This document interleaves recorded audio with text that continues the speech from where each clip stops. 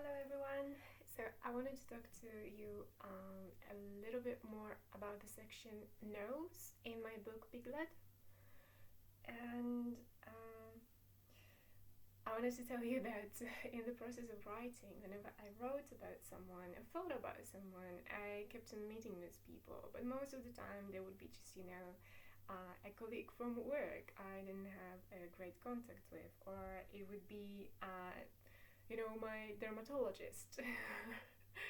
So uh, I wrote a lot about my best friends, and I didn't keep on seeing them in the streets. I wrote a lot about my neighbor I used to live with, not in the same flat but in the same tenant house, and I would like to meet her, but I have not met her so far in the streets accidentally. So uh, yeah, but the point is I met someone, and then uh, the point is I wrote about someone, and then most of the time I would see them, right?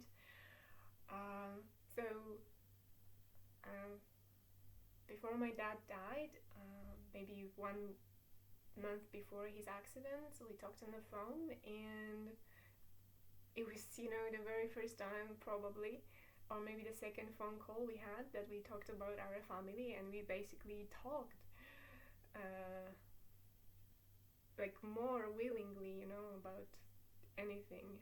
So he told me about his aunt, the only one who is still alive. She's 90 years old, and her name is Elżbieta, and her nickname is Elsa.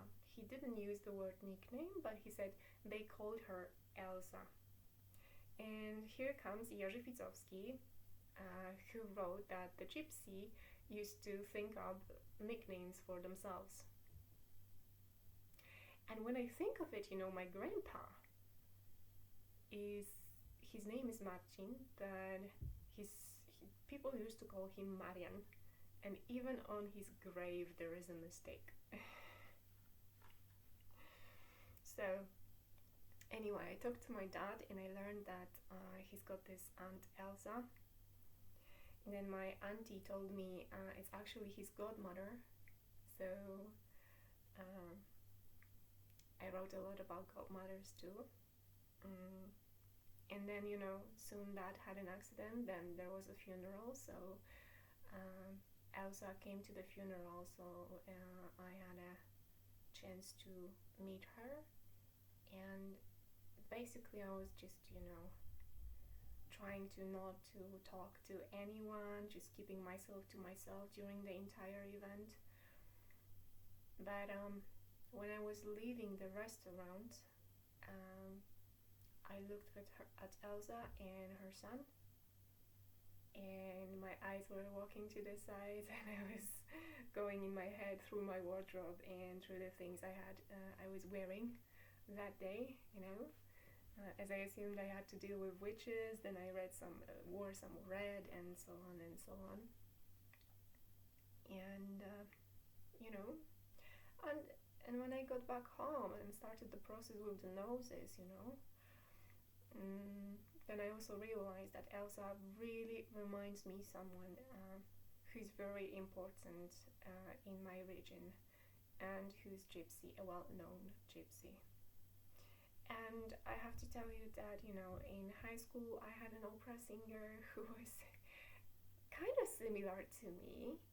Her cheekbones were, placed in a different place, and they were constructed a little bit in a different way, but she had small eyes, and the proportions of her face were very similar to mine.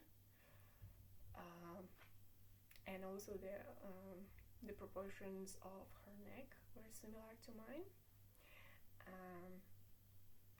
I worked in a fast food restaurant where I would say I saw a very young witch, and she had a very similar jaw line to mine, maybe the size of the eyes too.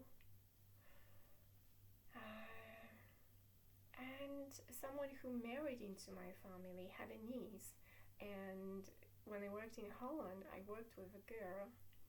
I was I didn't work with that girl, but I was sharing a flat with 7 other people, so she was my flatmate, and that girl was very similar to this man's niece, right?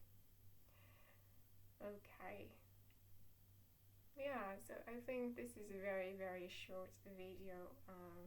The last video about the section entitled Noses. And of course, there is much more about how I identified my gypsy family in the book. So if you're curious about it, I'm still sending PDFs, free PDFs. So if you like to have one, please drop me a line at my email address. And talk to you soon. Bye bye.